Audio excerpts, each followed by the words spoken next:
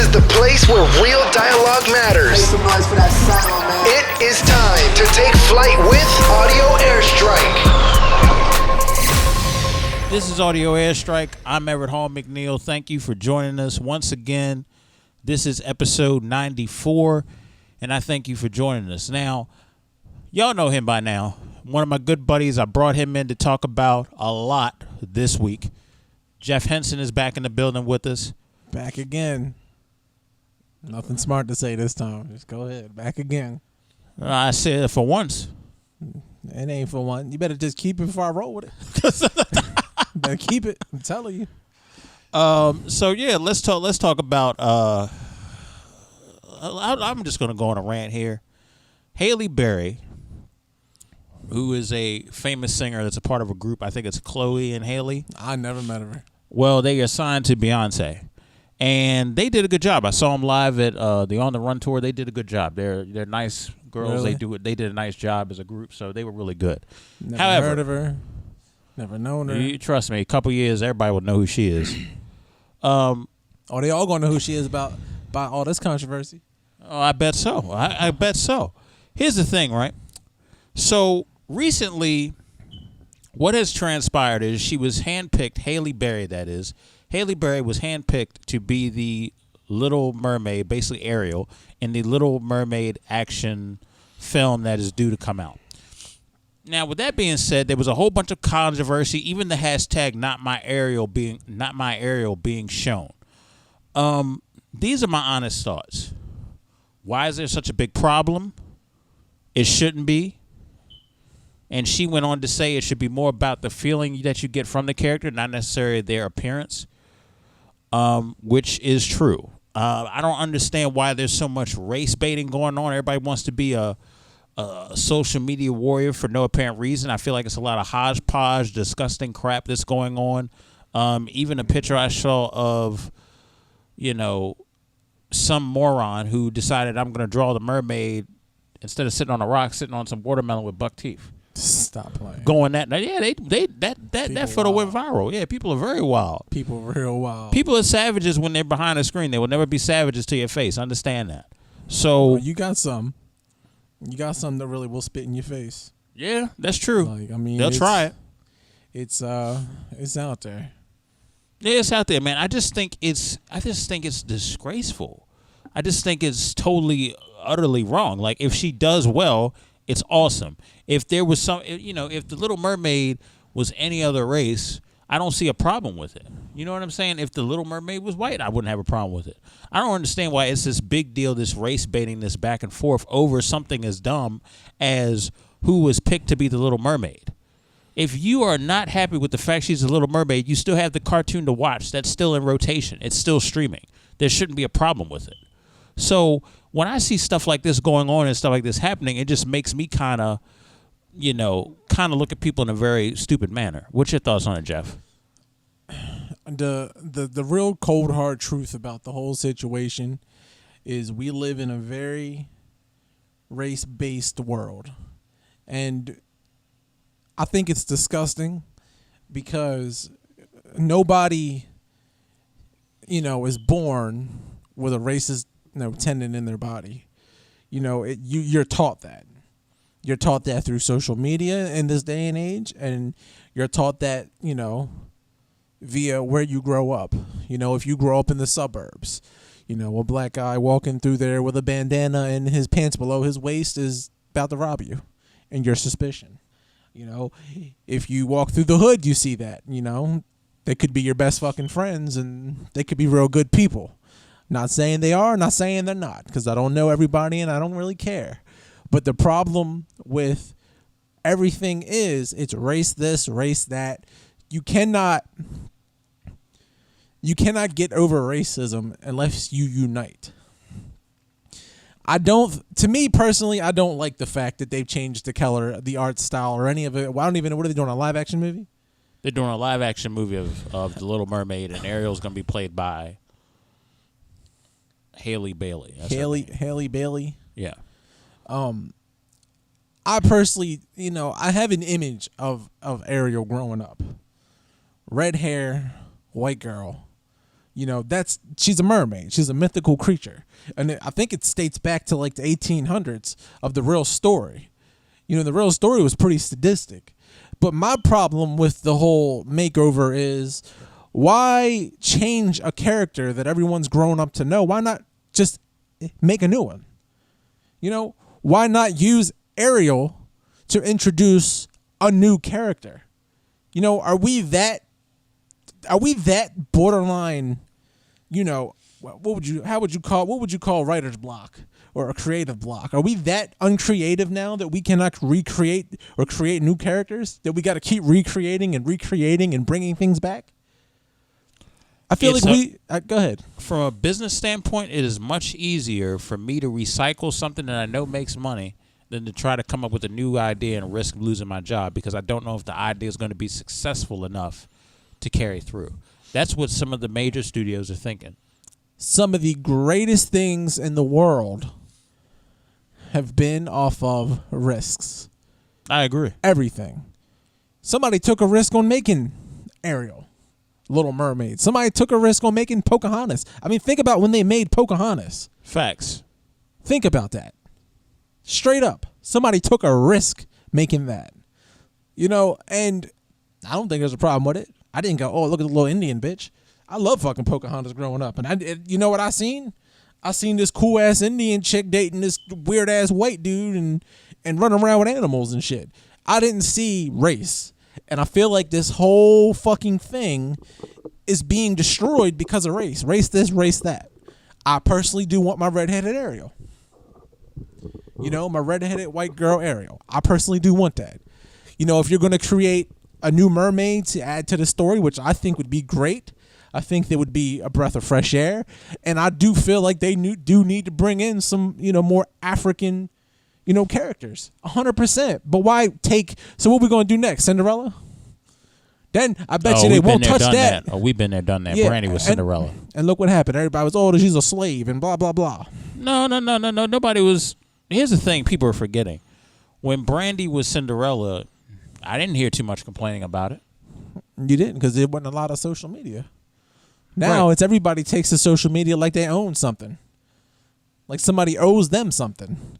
And it's disgusting. Yeah, it's pretty bad, man. It's just one of those situations where can we actually it's sad because now on social media we can't even sit back and enjoy what is happening. We can't even sit back and take in. We got to hear extreme criticism, either extreme praise off the bat or extreme criticism. And God forbid if you don't like something, because you're going to get canned too. And then you have the ignorant people that are chiming in that don't know any better, that won't even sit there and give this the time of day, that are just being ignorant and putting stuff out there that don't need to be put out there. It's one of those things where can you just sit back and see what happens? And if you don't like it, come up with a new idea. Or if you don't like the ideas that Hollywood is doing, if you don't like the recycled stuff that Disney's doing, live actions of some of the classics, they just had the Mulan trailer come out. If I'm not mistaken. For live action? Yeah, they got a live action Mulan trailer out, and it looks decent. Hold on. Another character who somebody took a risk on. Right. So it's going to get to a point where it's like, are we going to get outraged over every little pop culture thing because it doesn't go with what the original was? Like, it's preposterous, it's stupid, it shouldn't be that way, but a lot of people are going to do it. So I don't understand what's the big deal, why that is even an issue. It should be something that should be discussed. I'm going to tell you what the number one problem of this whole film is. Us paying to see the same fucking thing again. That's my problem with it. Another live action. That was my problem with it. Shot for shot. It just looked crisper. I mean, come on. Why am I going to see this movie in theaters that I've already seen? That's my problem with this movie. Oh, you're making a live action movie. Great. And it's going to be shot for shot. Same story. If you're going to do this, add elements to it. This is where I'm coming from when I'm saying if you take this new African American, or maybe she's Nigerian, or maybe she's African, or hell, maybe she's fucking Brazilian. Who knows? This character, and personally, I think Brazilians would make the best mermaids. That's just flat out. That's my opinion. But take this character and add a new element. Shake up Little Mermaid. Don't give us, we're going to give you the same movie, but we're just going to change Ariel to a black chick. Why don't you shake it up? Add a new character. Maybe this can be Ariel's new friend who somehow is pledged into this story, because if you remember the original story, which I don't know if a lot of people do, Ariel's sisters and I think her sisters and her friends were bald because they offered their hair to the witch. You know what I'm saying? Yeah. There's so many different elements that you can do. You don't have to resample this and go, I want to make the public happy, and give an African American a role. You don't have to do that. Why not add to the story, create a new character, and by God, if you make money off the new marketing scheme plus the original marketing scheme, oh my God, I just don't get the world we live in. Instead of us uniting, this could be a good message for the kids. White Ariel, black, whatever you want to call her, uniting. It could be a great message, but no. What do they want to do? They want to tear us. Disney's literally tearing people apart right now for that reason. You got people on one hand, we're being disrespected. And let's be honest, there is a lot of white people that are outraged by this. But there's a lot of other African Americans that are yeah, we got a character, do something about it, blah, blah, blah. There's a lot of antagonization here. You know what I'm saying? There's a lot of different elements to this social media wavelength. Nobody is in the right here. The people that are in the right, they want to see this for what it really is. And that's it. I agree, man. It's one of them things where, it's sad when you can't even look to the left or the right to find any sign of maturity. Especially when it comes to a pop culture topic. Exactly. It's very trash in my opinion. So, y'all need to quit, man. It's ridiculous. If you want to be mad at anybody, be mad at Hollywood. Yeah, be mad at Hollywood for recycling storylines, and even before that, not giving the popular, not giving an ounce of diversity in the early stages due to obviously how American culture was back then. So if you want to be mad at somebody, be mad at Hollywood that's just now deciding, hey, diversity is cool. Yeah. And I do feel like you need more African American and black characters in Disney. I 100% agree with that. But going, okay, I'm going to take away, 3 or 4 of your guys' character, and those guys are going to be, this character. I just think that's stupid, because you're just taking away from one race and pissing one race off, and to give to another race, and then you're eventually going to piss them off because the white race is going to be upset about it. You know what I'm saying? Just stop with we do this and he did that shit, and just unite. Create characters equally. Unite them together. You know what I'm saying? What's so hard about that? You're in America. That's what's so hard about it. Tell They me always want to complicate something. Tell me about it. It's very, very simple. And speaking of Americans, all right, let's be for real here. Y'all are not, I don't care what that Facebook group says, y'all are not pulling up to Area 51, breaking in and hoping to see aliens. You will be stopped by CIA professionals and other secret force professionals. You are not getting far. I don't care how many thousands of people have pledged to storm Area 51. How many people is it exactly? Do we have the numbers on that? Let me pull. Find those numbers. Let me see what the numbers are saying. It's a couple of it's several thousands of people. Give me the exact number, and I will give you my thesis. Over 300,000 people have signed on to a Facebook event pledging to raid Area 51. This is via CNN. Over 300,000 people are going to come up missing. Stop playing. Straight up. Y'all are fucking stupid if you think they went through great lengths for this many years. And let me tell you, it's been years to keep people from that specific spot, for you think a few 100,000 people are going to do something about it. Do you not think they don't have auto-lock airstrike on that motherfucker? They will kill the people that's in that fucking building to hide whatever they need to hide. Do you not think for a single fact that they are not going to say, okay, open fire if you guys don't stop when they say stop? Seriously. They'll and pull if that that does trigger not quick. work, you're all going to die. Promises. They'll pull that trigger quick. I'm telling you, y'all keep playing if y'all want to. Y'all keep playing with them. There's a reason why people don't go to Area 51. Yeah, and there's unless you got a job there. And there's also not even just that, but I guarantee people that are on there that are real serious about this and they're posting about it, I'm pretty sure your IP's already been hacked, and I'm pretty sure they're looking into you as of now, and I'm pretty sure you're probably going to get a knock on your door very soon. Stop being stupid. Right. You see a knock on your door, you see somebody in a suit asking, specific questions, being all serious. Well, gee, where do you think he got your information from? The IP, which is hooked up to your account, which has your address, your name, and where you pretty much everything about you almost. Mm-hmm. Do I agree with the government? Fuck no. Do I think you should fuck with the government? Fuck no. Hell no. You know what I'm saying? That's it. Straight up. You just can't. Like, just stop. Unless you go and get you a whole country behind you or something to go, which you're not going to, by the way, to go and land in this single area of this. What is it? How many kilometers is this even?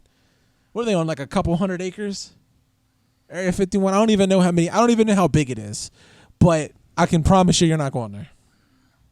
It's big. It's big enough to conceal a lot of information. It's big enough. Yeah, and if you think they don't have landmines and shit, come on, man, y'all are stupid. Go ahead and try.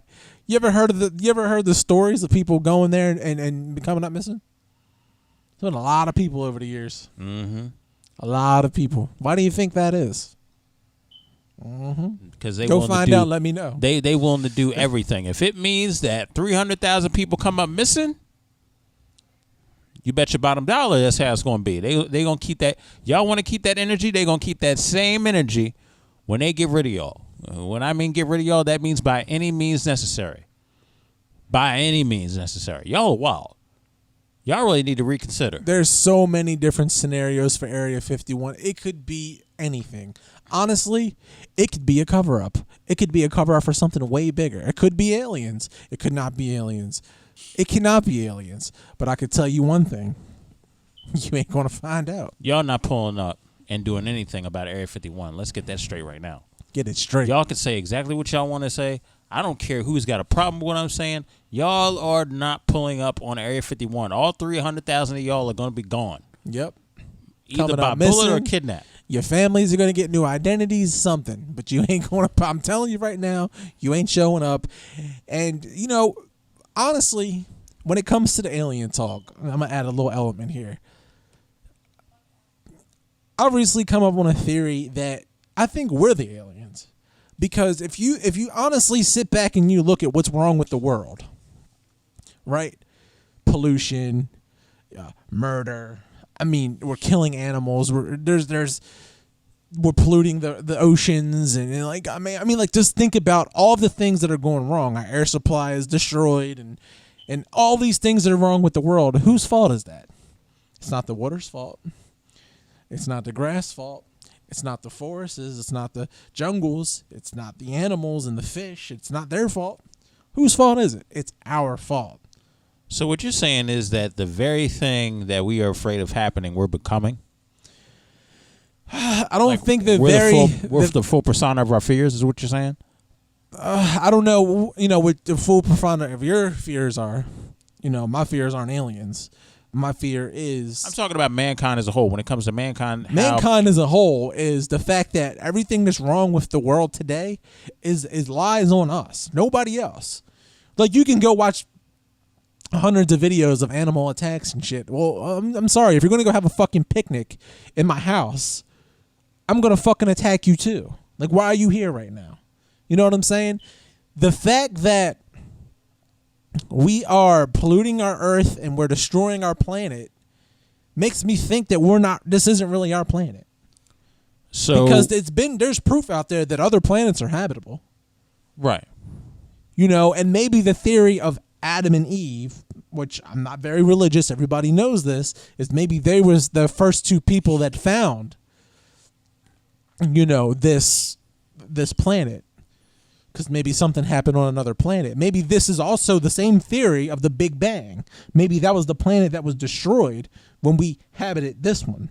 Maybe this is also the same theory that when dinosaurs went extinct, it's because we fucking crash landed here and destroyed what they could eat off of and live off of.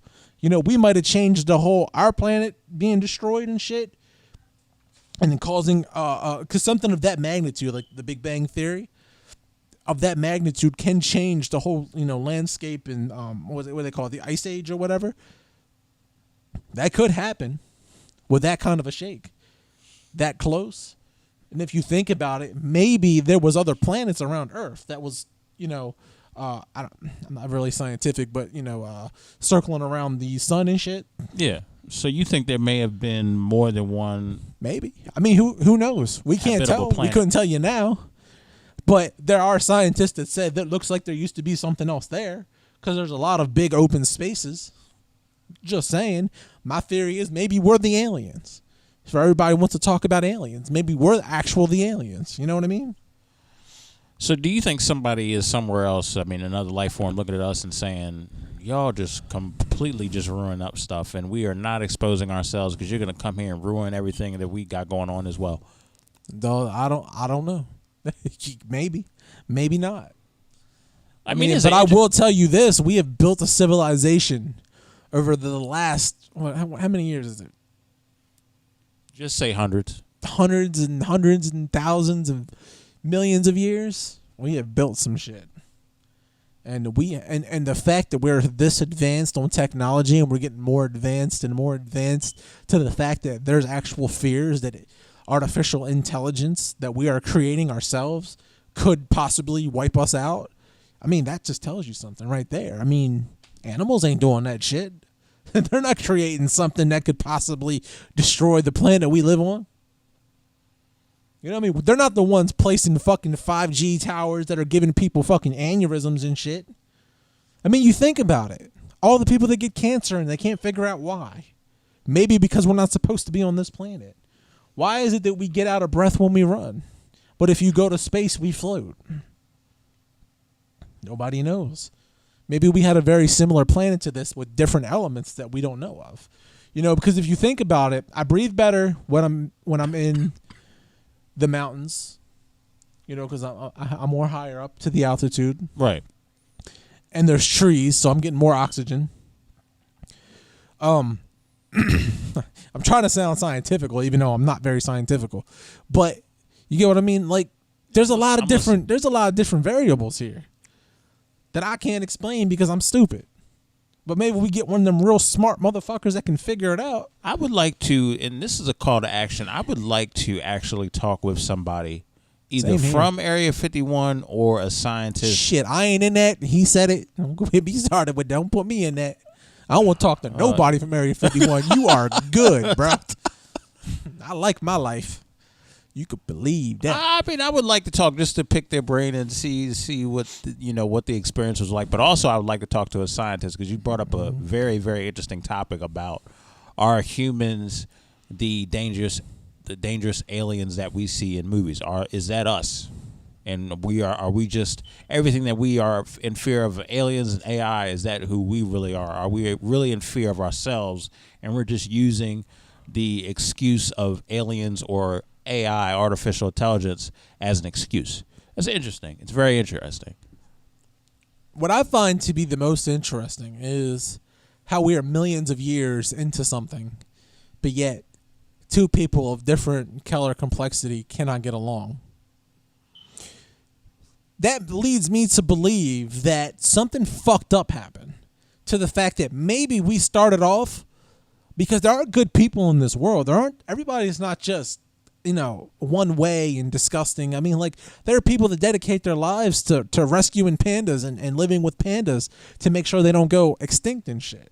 Now, I'm a little biased because I'm a panda lover, but there are people that dedicate their lives to stuff like that. Veterinarians and people that have pets, they love their pets and their dogs and their cats, and people who get fish and they take the best care of fish that they can. You know what I mean? Marine biologists who love animals in the ocean, and there are different things. What I'm getting at here, that there are people that love to do these things to try to save our Earth and save our planet, and then there, the people that save the trees and everybody makes fun of them and shit. There are people like that. That makes me believe that somewhere down the line, way back in the day, somebody might have lost some kind of civil war. Before there was people. Are you talking about American history? Because you can look at books of America. Are you talking about just world history? I'm talking that maybe this ain't something that we could write down. I'm talking when they first dropped on here and they had a plan and then somebody turned it over and did what they wanted. That's what I'm talking. I'm talking something down the line fucked up. Because we live in a world now to where how are we this far into the earth or just, in a lifespan that we can calculate back, but yet we're still so divided. That does not make sense to me that we've been here this long. I mean, look how fucking long that is. But yet we're still not getting along. I mean, I don't know. Something happened. I think something happened way before the time that we can even calculate. And maybe the first few 100 people or 1,000 people that landed on Earth, if we're actual aliens, the first few people that actually, technically, we wouldn't be aliens because we were born on this Earth. The people that landed here would be aliens, just like they say with Mexican Americans. When you're born here, you're actually American. It's weird, but but back to what I was saying is maybe there was some kind of Civil War dispute. Like, hey, we got this idea for the Earth. No, we're doing this. Black people need to be here. Asian people need to be here. I mean, think about it. Like, it's weird, isn't it? Why can nobody get along? Why are we this divided ass world to where we have communism and just disgusting shit that goes on? Like, swear to, like, what is it? It's very interesting, and it's a lot of can of worms to open up. It is very interesting. It sure is, and I'm too stupid to open them, so I'll pop the lid off and let somebody else explain it. Yeah, it's one of the things you're gonna need a guide to go back that far, even to farther where it's some stuff is not even to be recorded. You know what I mean? But speaking of stuff that people are having disagreements with and strife with, Jermaine Dupri was recently quoted in an interview recently. He basically said that he felt like female rappers were kind of all the same when they mentioned Meg Thee Stallion, Cardi B, and several others. He says all they talk about is the same stuff that the other female is talking about. So if somebody's rapping about sex all the time, like, how does that separate you and make you better than so-and-so? Basically, I'm paraphrasing what Jermaine Dupri said. Now, Cardi B replied back on her Instagram basically saying, when female rappers talk about other subjects of value, basically they don't get the support. They don't get the support that they need. And Cardi B gave a shout out to Rhapsody and a few others. And she was basically saying that when they rap about conscious stuff, they don't get the support.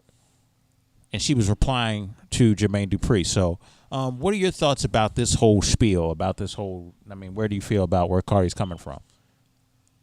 I'm going to start by saying, how can he make that statement when all male rappers talk about, and at some point they all do, rap about how much money they have, how many cars they have, how many bitches they fucked,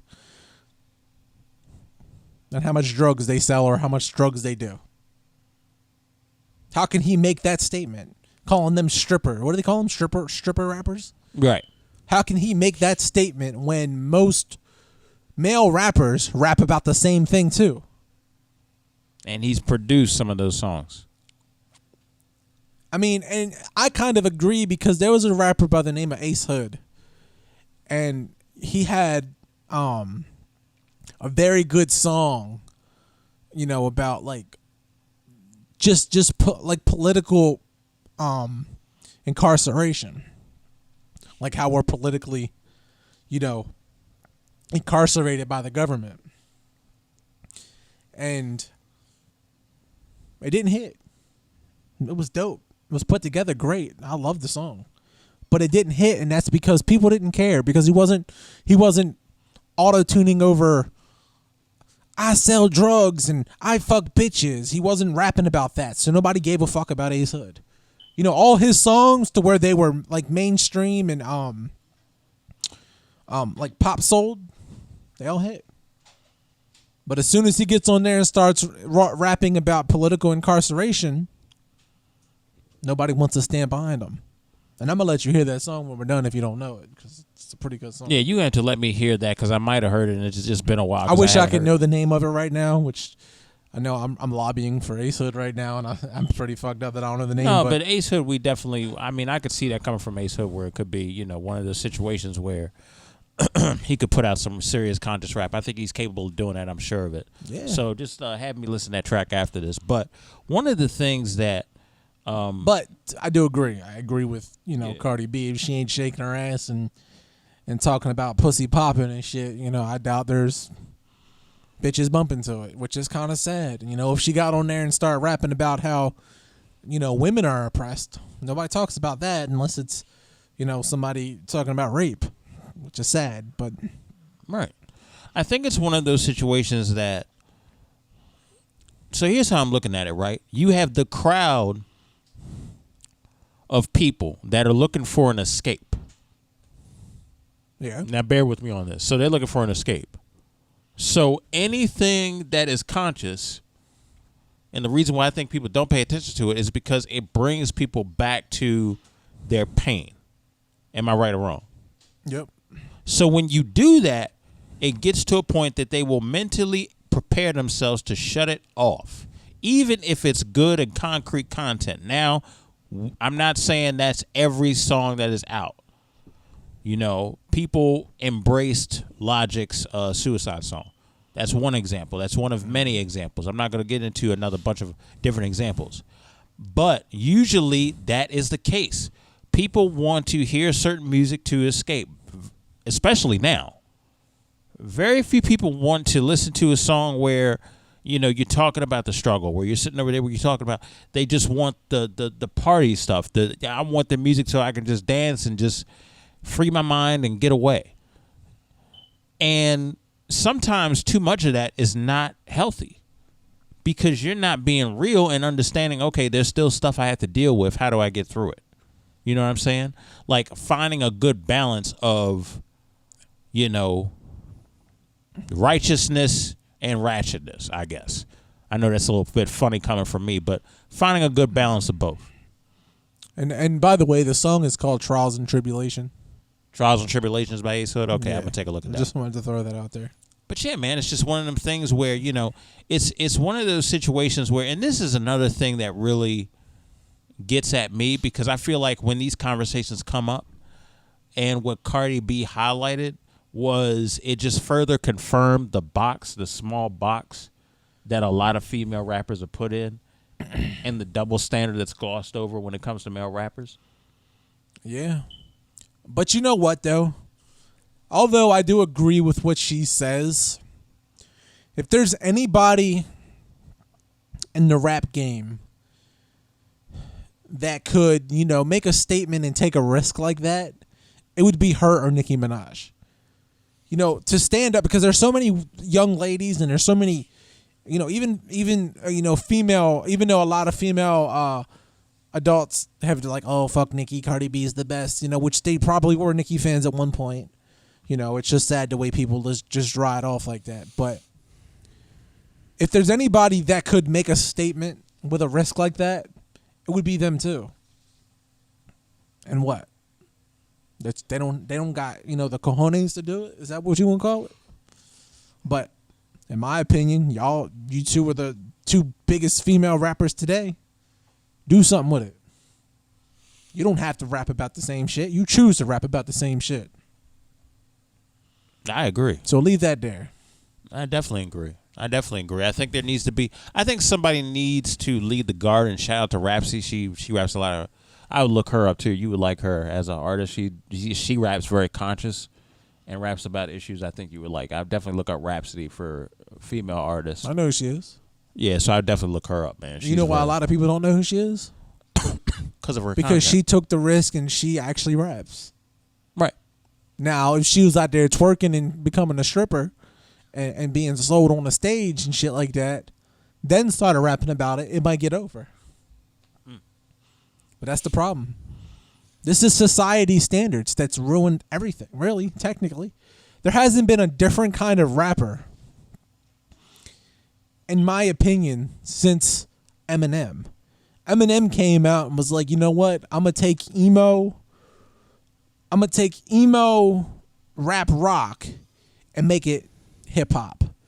And he took it and he did it in a way and twisted it to a point to where other rappers hopped onto it, and it became a style. it became, oh, you don't mention Eminem as what, you don't mention, top best rappers in the world without mentioning Eminem now. And then another guy that tried to do it, in my opinion, even though I feel like the style was sampled, was Drake. Because Drake didn't just go out there and rap about money, cars, clothes, and bitches. He rapped about his past. He rapped about his parents. He rapped about things of that nature that got over. His first 5 hits were probably with Wayne. They probably were about bitches and strippers and shit like that. But his albums, if you listen to his dialogue, it tells a story from one album to another. To me, that's good artist. That's a good artist. I want to listen to you. I want to hear your story through your album. I want to hear your pains and struggles through your album. Another guy that I'm really big on is Joyner Lucas. Yeah, he's a major artist. Major artist in my opinion. He was slept on for the longest, but every time he puts out a visual, it's always something conscious and it gets you thinking. Always. Always, man. But yeah, it's gonna be interesting to see who leads the charge and see where that goes. Definitely. I'm excited to see where that goes. Now, new details have come up about A$AP Rocky's assault case. Jesus Christ. The Harlem rapper this is based on Complex. The Harlem rapper was detained this month after he and his associates were allegedly filmed fighting 2 individuals in Stockholm, Sweden. On Friday, Swedish authorities announced that the 2 men whom Rocky accused of instigating the June 30th fight were under investigation for suspected assault and molestation. The preliminary investigation continues regarding the American artist who was detained by the Stockholm District Court in Sweden, suspicious of assault in Stockholm, the Swedish prosecution authority announced in a press release.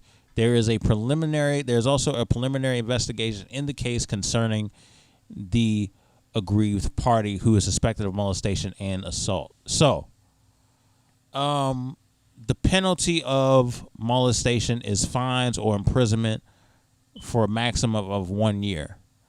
That's Rocky it? will remain behind bars until July 19th at least.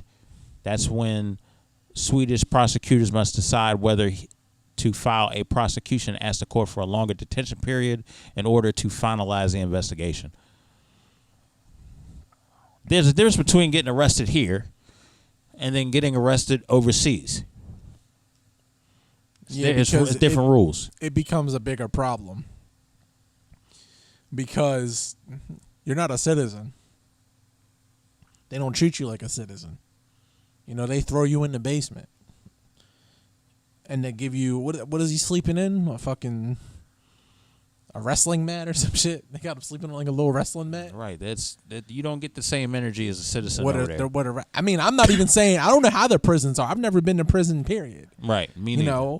I've seen it on TV, but I've never heard of Sweden having crazy ass prisons. You know what I mean? I've never heard of that.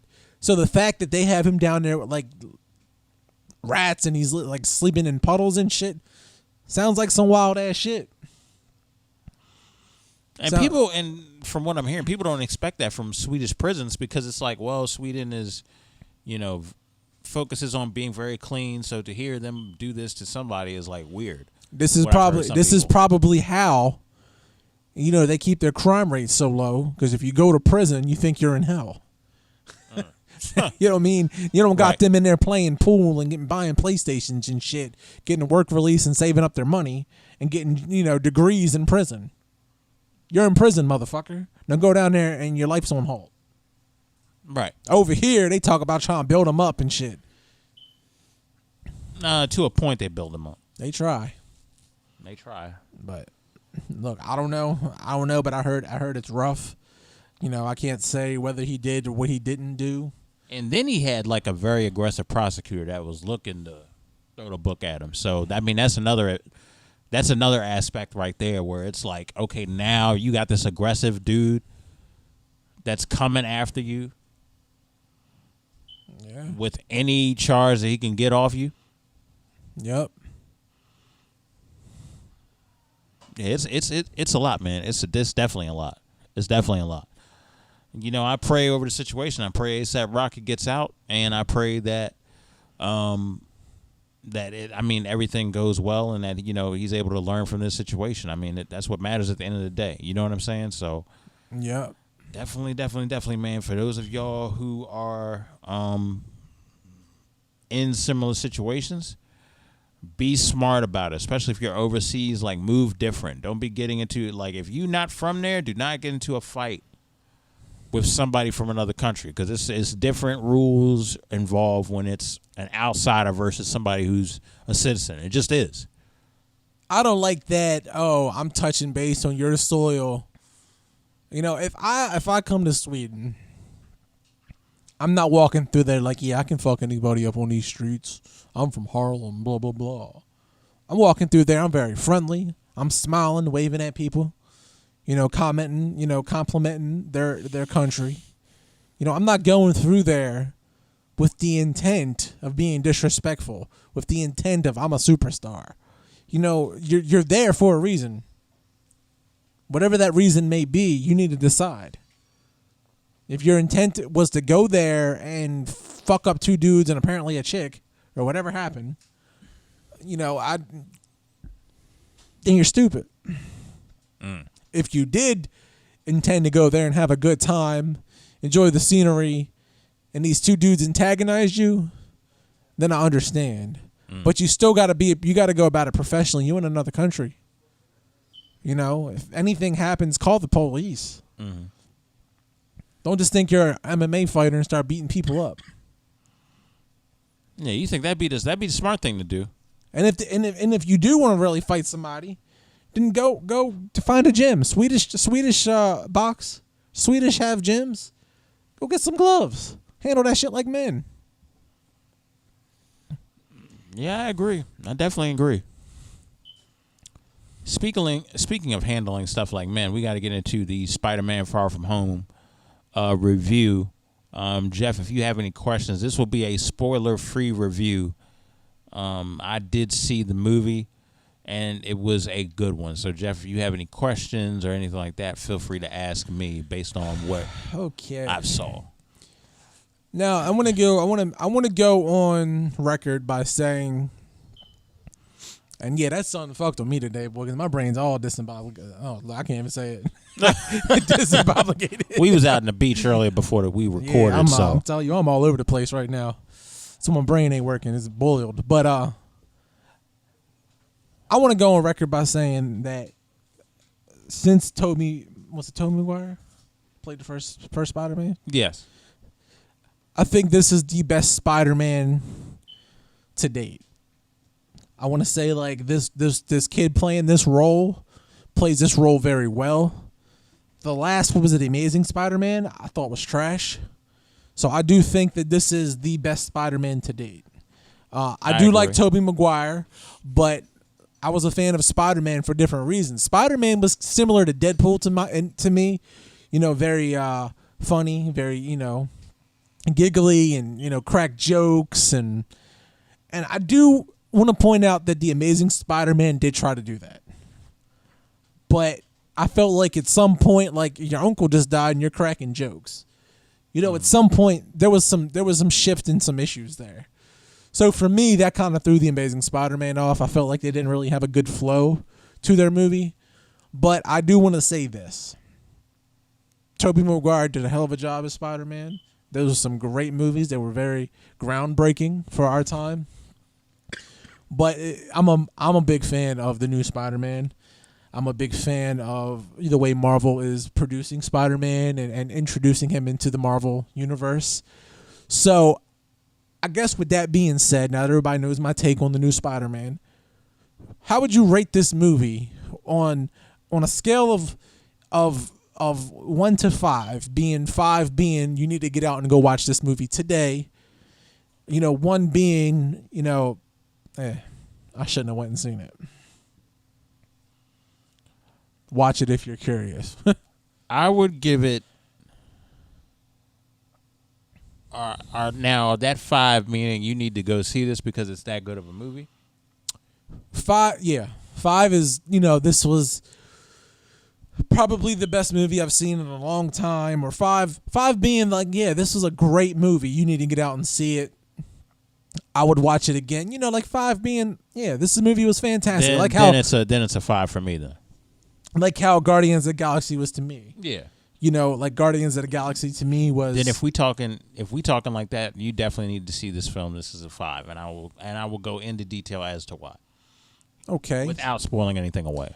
Okay, so that's interesting. It makes me want to watch it. So, was there, in your opinion, without giving anything away, was there anything that shifted this movie the wrong way?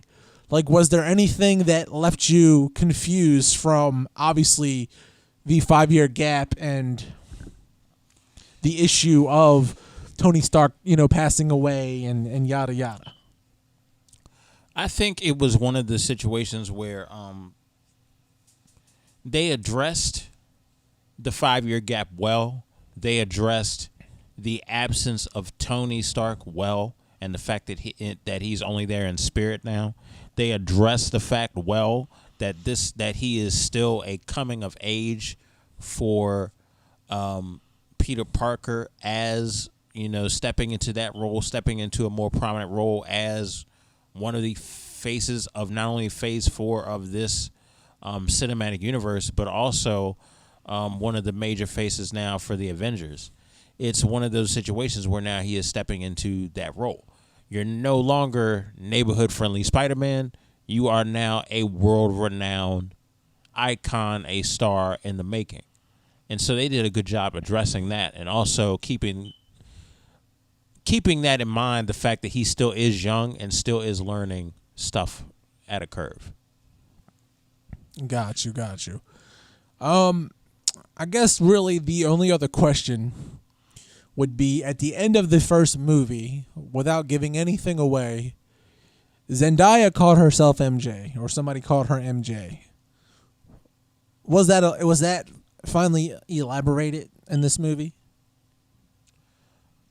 So the story doesn't focus on MJ's backstory.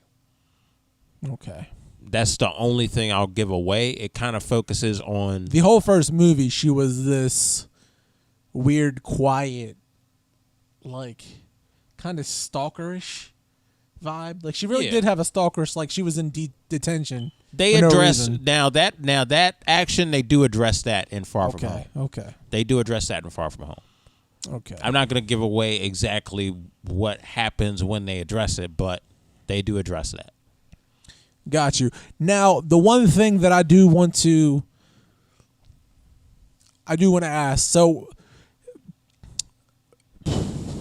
the Tony Stark death, did it affect the movie a lot, or was it very lighthearted?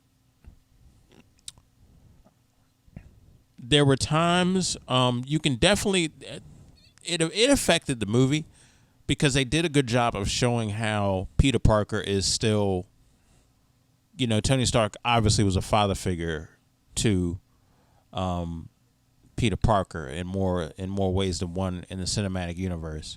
So they did a good job of showing that Peter is still coping with that loss.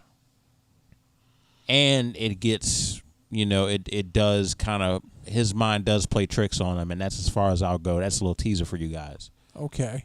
So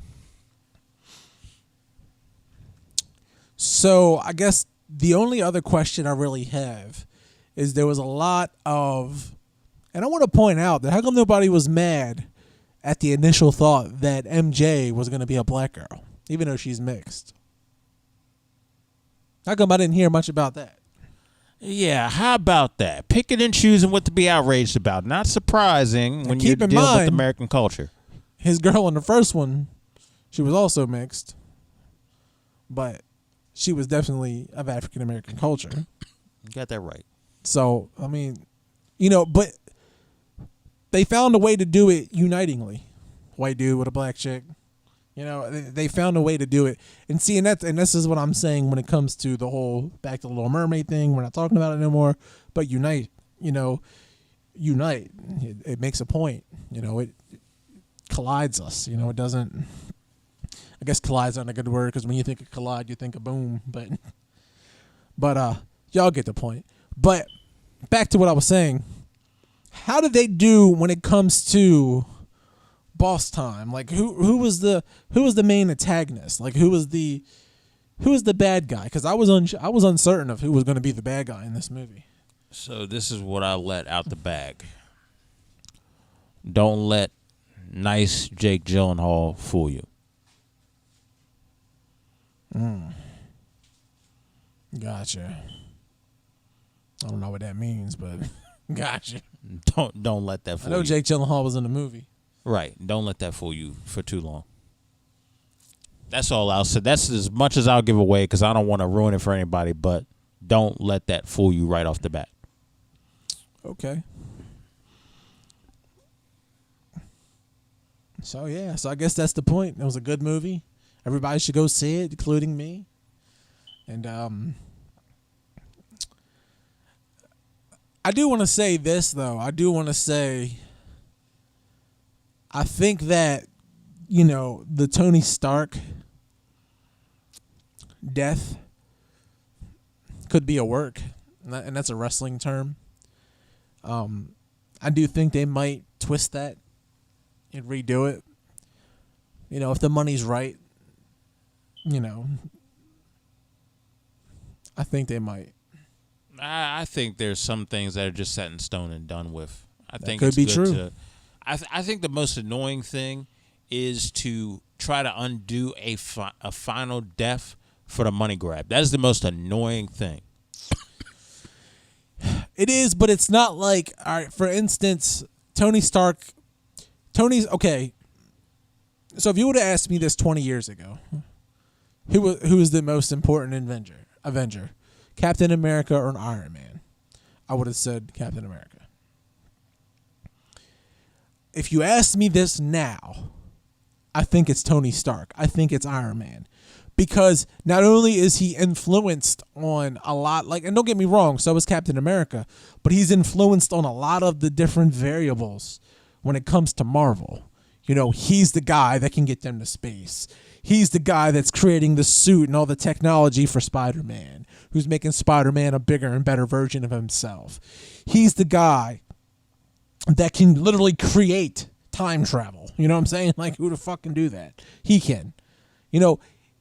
He's more of a bigger factor in the Marvel universe than Captain America at this point. So I think you can go ahead and do away with Captain America and everybody be okay with it.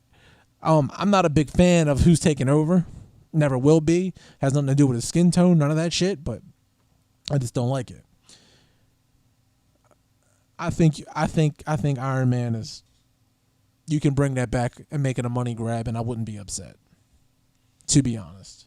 Depends on how it's done though, because you could see a teaser. If he just popped up and was like, "Oh, I was on vacation," then yeah, that's fucked up. But they give us a very good reason behind it and how it happened, and somebody twisting it and fucking up, an altered reality. I'm cool with that. I think Tony Stark brings too much to the table to just do away with his character, and not to mention, his character's played greatly. It's not like you can't just get another muscle-bound guy that can play Captain America. And don't get me wrong, Chris Evans plays a great, and I mean great, Captain America. But I don't think there's many people that can play Tony Stark. And there ain't many people that can be Spider-Man the way Tom Holland is. I said this before. Tom Holland is the best Spider-Man I've seen. Period. Yep. And you know what? If somebody looks at me and goes, Tobey Maguire, I won't argue with you. Tobey Maguire was a great Spider-Man. They're different versions of Spider-Man that I choose to enjoy. You be upset and you pick one. I'm going to enjoy both. Right. How you doing? That's all I got to say is you be upset. I will not be, because I'll be enjoying this movie and that movie. Thank you. Yep. Speaking of movies and content, we're going to get into the streaming service. It looks like Warner Media is now doing HBO Max, which is the another streaming service that's in the streaming service battle royal as of right now. And a couple of notes on that based on digitaltrends.com. The streaming video environment is getting more crowded now that AT&T's Warner Media announced plans to launch the newly dubbed HBO Max. Now, it will cost between $16 to $17 a month, and it's looking to be a major competitor against Netflix and Disney Plus, among other things. Now, with that being said, do you feel like it's getting to the point now where streaming is going to become very, very congested? I do, and honestly, Netflix coming out saved you money. You know, you said to yourself, I don't need HBO and Showtime and Cinemax and all that stuff because Netflix is bringing me quality shows, quality movies to my screen for, what was it, $7.99 to start off with, or $6.99? It's $8.99 now. It's $8.99 now. And it was great. It was great for us as watchers, as consumers, and as, you know, people who are on a budget and stuff like that. You know, it was great instead of paying $15 for HBO, $12 for Cinemax. Like, this is all added to your cable bundle. So your cable bundle is all up to $300 a month almost, just so you can have all the channels and all the stuff and everything like that. I think now streaming services taking over and they're offering different, like, for instance, Hulu. I had a Hulu and I had a Netflix. And I had basic cable with great internet. And I was happy. You know, I didn't need to do much. And then when I finally got a DVR, I didn't need Hulu anymore.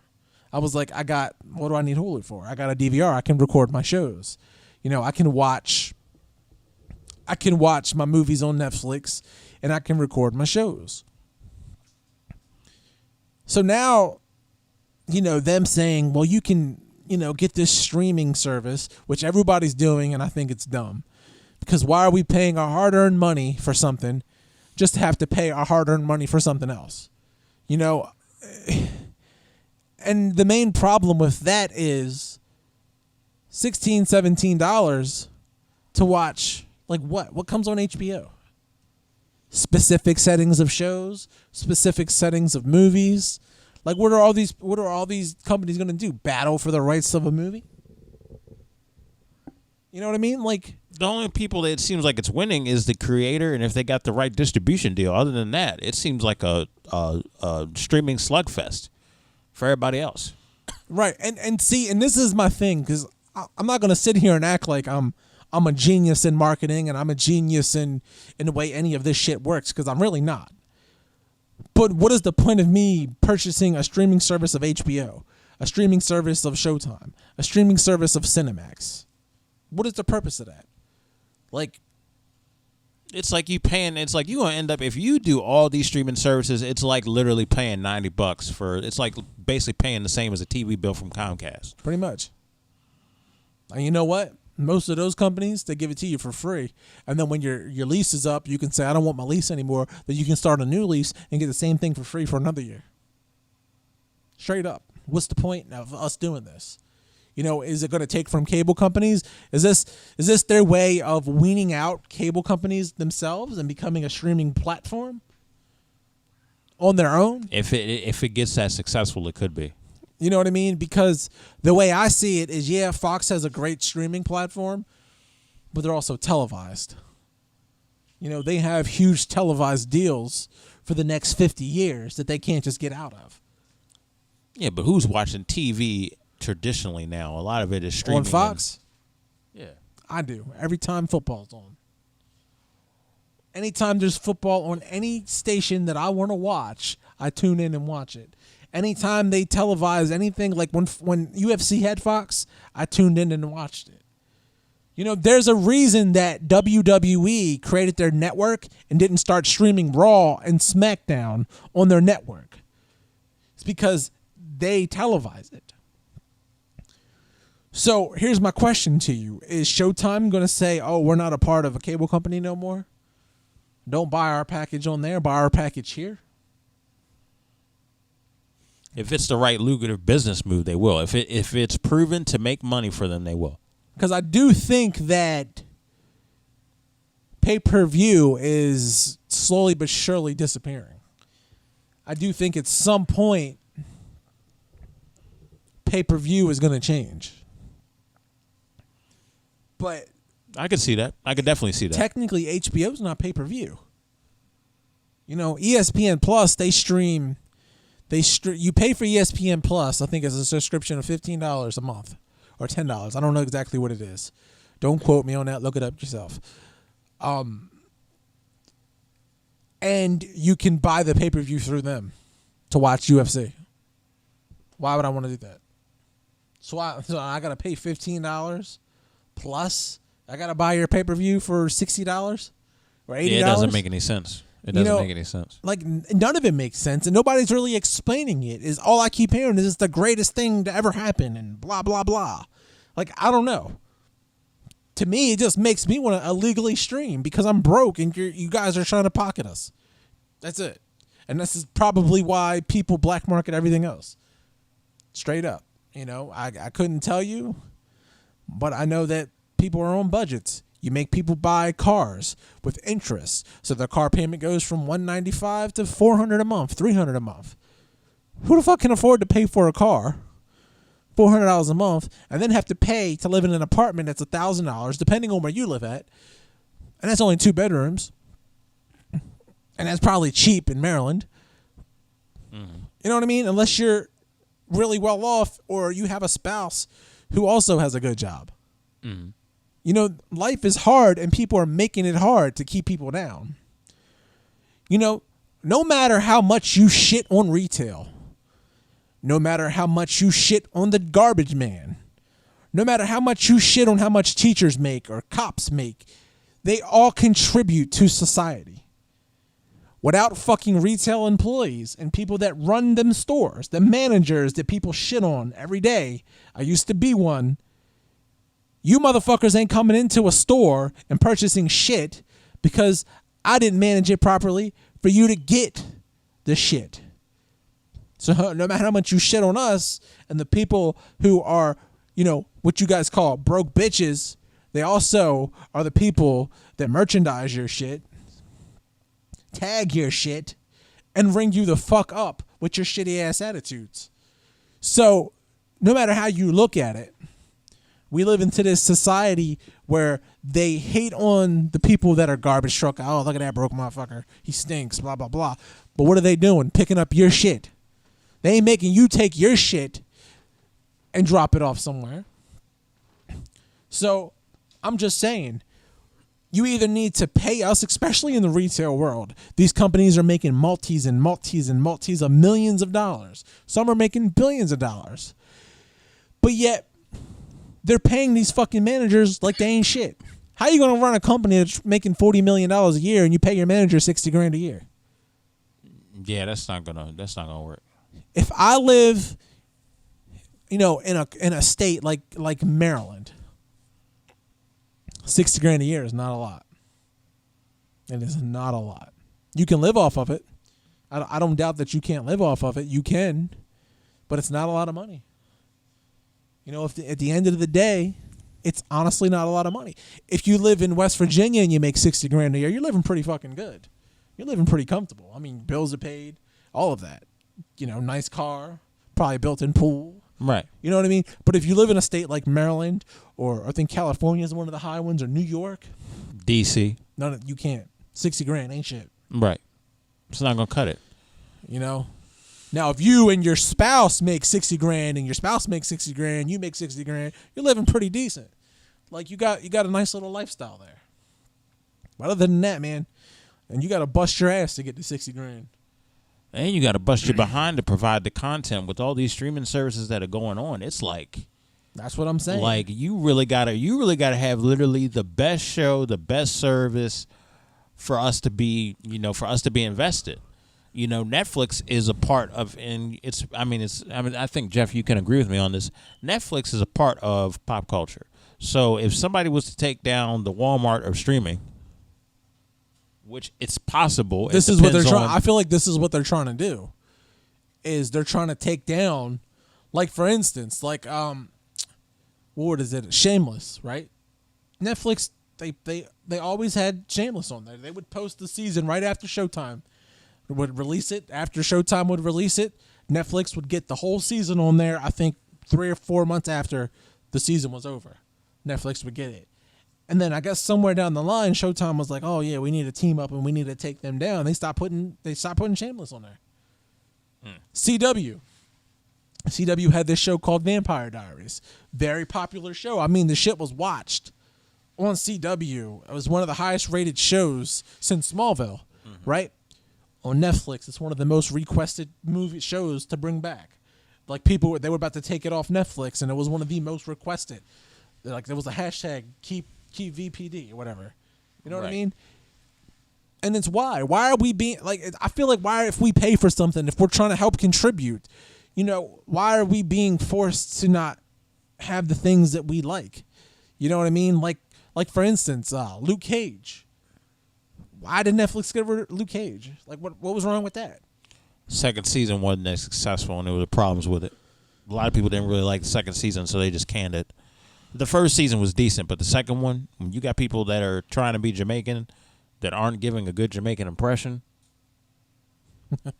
that was the biggest cry about that. Pretty much. But yeah, man, I think it's one of those things that anytime somebody is a pioneer at something, it's like one of those situations where here comes everybody else trying to take the pioneer down. The main problem is competition's good. I'd agree. Competition's good because it's always good to have an alternative. Because when you have an alternative, us as the people win. Because what do they do with the alternatives? They go, you know what? Well, like for instance, you ever heard of Dish Network? Yeah, I've heard of Dish Network. Everybody had DirecTV. Dish Network came out. Same concept. We're going to cut your bill in half. What you're paying at DirecTV, you are now paying with Dish Network. Half of that. What do you think people did? They jumped on it. Was the quality as good? No, because they were coming up. But still got all the channels. They were offering you a great deal. Like, I mean, a great deal. I had Dish Network at some point. It was a little bit buggy at times. Like, I felt like when there were storms, the Dish Network didn't hold up as much as DirecTV, so that could be a downfall. But you know what? I'm not paying $300 a month. I'm only paying $125. Right. And I got 4 boxes plus a DVR. With DirecTV, they were forcing me to buy $15 per room. $30 for your DVR. Rent your equipment. Dish Network was like, nah, we're going to give you all that. Set price. Here you go. That's what competition does. It forced DirecTV to go, okay, we're overcharging people. Let's give them a deal. So, competition's good. Also, competition is good accountability. But I feel like with all these streaming platforms, they're coming out the gate with these high prices. Nobody's like, competition's not rising to the demand. They're not going, oh well, if Showtime is $15, let me be $13. They're I don't know. I guess we'll see. I don't want to shit on something I don't know nothing about yet. So we will see. Yeah, we'll see. And we will also see Russell Westbrook and James Yes, Harden we will. on the Rockets. Let's talk Back about it. again. Here's my opinion on it. I think, with all of the different changes that happened in the offseason, I think we have a very interesting season coming up. This offseason has been more crazy than the NFL offseason. I agree, because there was a lot of superstars passed around. You don't really see a lot of superstars popping from team to team. You normally in NFL you normally see like, oh, this wide receiver is unhappy because his secondary caught more catches or something like that. You see like good receivers go to a different team and then shine. You don't really see like all-stars and superstars like Kevin Durant status, who if he stayed with the Warriors, they'd probably definitely win another championship. To to jump ship. You know, you got one of the best players in the world saying, "Hey, come here, come with me." You know, to Kawhi Leonard, and Kawhi Leonard's like, "Oh, I'm gonna go here." You know what I mean? So we got, bro. And let me tell you, we got some difference. We got balance. We got some real big. I don't think I've seen a shakeup this big ever, to be honest. I mean, maybe I'm wrong. I mean, the NBA looks so balanced because it's like anybody. It's one of those situations where anybody could take it on any given night. And when's the last time has it been that? It ain't been that in years. I agree. And Golden State, even though they lost Kevin Durant, they just picked up a great asset. You know what I mean? So I like the fact that Russell Westbrook is going to be with James Harden again. I think it really brings a lot to Houston. I think that's going to be good for Westbrook's career because Westbrook, I think he deserves, you know, a shot, a contender at least. But I don't know, man. I want to say that this shakeup brings balance, but I still feel like I'm going to see the same four teams because can you really get acclimated and play good together that quickly? It's a couple of factors. It's the coaching and it's how strong is your bench too. Yeah, that's what I'm saying. And like the Warriors, they were the Warriors without Kevin Durant. They're going to be the Warriors with Kevin Durant and without Kevin Durant because nothing's changed. They still have their power five. You know, Kevin Durant was definitely don't get me wrong, he was definitely a game changer, but they won a ring without him. Now, Iguodala's gone. That kind of sucks. Iguodala was a big factor in their first ring, defensively wise, because, you know, he pretty much guarded LeBron James the whole time. But I still feel like they still have, you know, a very good chance, especially with who they just picked up. So I don't think the Warriors are out of it. I don't, unless, you know, something happens and they get hurt. Clay's out the whole season. So, you know, that could shake up things a little bit. Well, do you think the dynasty is over with the Warriors? No, I think Steve Kerr is a very good coach. Do I agree with his play schemes a lot? No. But I feel like he's a really good coach. He's definitely a great shooting coach. I'll tell you that. Everybody that's went there has come out a better shooter. Mm-hmm. But I think like now L.A. and New York, they have something to say other than, you know, the Lakers and what's the other New York team? Brooklyn Nets. Brooklyn Nets. The LA They got Clippers. Kyrie and they got Durant over at the Nets. Yeah. I mean, I know Kevin Durant's going to be out for the first year, but when he comes back, that's going to be something special to see. So the Knicks, the Clippers, you know, the Clippers Lakers, got and the Nets. Right. You know, you now have in L.A., it's not just the Lakers. In New York, it's not just the Nets. You know, you got the Knicks now. You got L.A., you got the Clippers now. The Knicks, hold on. Let's not talk about the Knicks. They've made some big moves. The Knicks made big moves? They sure did. How? They got a lot. Look, I can't really go into details because I don't feel like looking it all up. But let's just say over the last 4 years, they've traded a lot, and they got some picks coming up. So don't shit on the Knicks just yet. They had a chance to get Zion and didn't take it. So what are you talking about? I'm talking about their picks. They got a lot of high picks. Just wait for it. They're not going to do – it's the Knicks, bruh. Is that, look, Cleveland, we've been saying Cleveland's Cleveland for how long? And look at Cleveland Brown super team right now. Just wait on it. You got to wait on it. You're very optimistic about the Knicks. I'll give you that. I'm very optimistic about the Knicks for the simple fact is whenever you have a wave. They had a chance to get Kevin Durant and then had the nerve and the unmitigated gall to say, well, we didn't really want him. BS. They had a chance to get Kevin Durant and passed up on that. They had a chance to get Kevin Durant and Zion on the same team, and they didn't bite on that, bruh. They did not bite on that. I don't know how you could even be optimistic. They didn't bite on it because maybe Kevin Durant didn't want it. I mean, what other reason would Kevin Durant go, okay, well, If you're paying me the max, yeah, I'll take it. But if you're not going to pay me the max, I'm not coming to New York. Right. So maybe they're looking at it like, you know what? I'm not going to pay this guy a max who's coming off of a ACL tear or whatever tear he's got. You don't know how that dude's going to play? Nobody does. He's the second best player in the league, or arguably the best player in the league. Who is when coming healthy. off of a serious injury. Who not only did he injure it once, but re-injured it again in a game that he shouldn't have came back in. So you can't sit here and be like, okay, I'm upset that, this team decided I'm not going to waste my money on a guy who might not be able to play a full season. I can't be upset at that. I felt like the Warriors were stupid by paying Clay the max, and he can't play a whole season. I mean, if the strength of your dynasty is built around the Splash Brothers, it makes sense.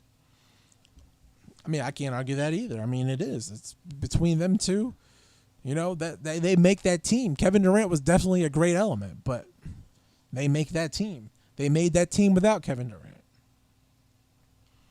Yeah, I definitely agree. I'm just saying, look, don't shit on the Knicks just yet. They don't do nothing this year. Just wait on the glow up. I don't know if anything can glow with the Knicks at this point, but it's going to be interesting. There's balance finally in the NBA. I have never been this excited for NBA season because of the balance and the unpredictability. It's going to be fun. It's going to be interesting. I can't wait. Russell Westbrook is now a Rocket with James Harden. These two are close friends. It's going to be interesting to see what goes down. It's going to be awesome. The only thing I'm not sure about, though, is Mike D'Antoni is still the coach over there, so I don't know how they're going to coexist because both of them like to hug around the ball a lot. So maybe they have to give up a couple of percentages or a couple of stats to make things happen. You know what I'm saying? So we'll see. Now, I want to get into our last topic, which is I want to talk about the ice cream food tampering. What's your favorite flavor?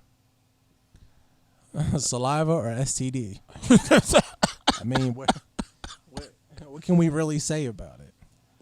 People are doing stupid shit in the world. There's serious shit going on in the world. And dumb, retarded bitches thinking, who started it? A female, right? Well, I saw an array of videos. Somebody did it with ice cream. Then I think the most famous one was somebody literally opened up the thing of Listerine, gargled it, then spit the Listerine back in the bottle, and then put it right back on the shelf. You should be getting charged of that. That's a felony. Right.